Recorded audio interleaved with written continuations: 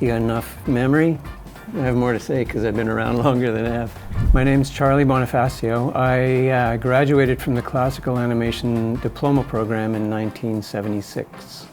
My name's Evan Bonifacio. I graduated Sheridan College in 2008. Currently I'm working with Tangent Animation as a character design artist, and I float around from project to project wherever they need design help. Spent a lot of years, my early years at Nelvana doing animation there. Don Bluth animation for a couple of years, taught at Sheridan for 6 years in the animation program, and then worked freelance for about 6 years at home, working on Walt Disney projects. The Hunchback of Notre Dame, The Legend of Mulan, Lilo and Stitch, and a couple of direct-to-video projects with them.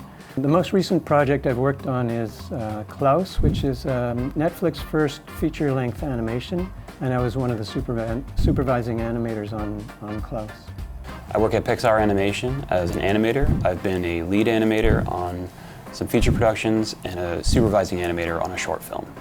Why did I decide to start a career in animation? I was interested in animation through the Walter T. Foster How to Animate books, and me and another student did a short animation film in grade 12. And then our instructor knew of Sheridan College, and he recommended that we come here to really learn animation. I decided to pursue a career in animation because my dad's an animator, and animation was just part of my life. What music do I listen to while I work? I generally like to listen to lo-fi music or trip-hop, something pretty relaxing, or even putting on just tones. You can find them if you just type in like 417 hertz. It's just a tone that rides for like hours. If I'm really thinking of animation, or I'm at the beginning of something where my mind needs to be clear, I don't like to listen to music at all. I just put my headphones on to make sure nobody bothers me. What animated movies or books inspired me as a kid. Really learned a lot from watching Bugs Bunny, the humor and just the joy of watching drawings move. When I was a kid, I was really inspired by an animated film called The Secret of NIMH. It was my favorite film growing up, and it was just really neat to see how the characters were drawn, and the mood of the film was really cool. The best piece of advice I learned from Sheridan was to draw and to not stop drawing. Draw all the time. The lesson, I think, from Sheridan that impacted me the most was, I believe in second year, one of our animation instructors, Tom Halley, who worked on Yellow Submarine, he just sat and drew, quick sketched the characters and animated a small shot for us.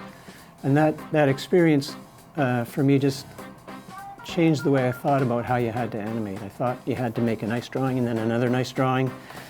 And Tom Halley showed me that it was just quick sketches that were the best thing for creating animation.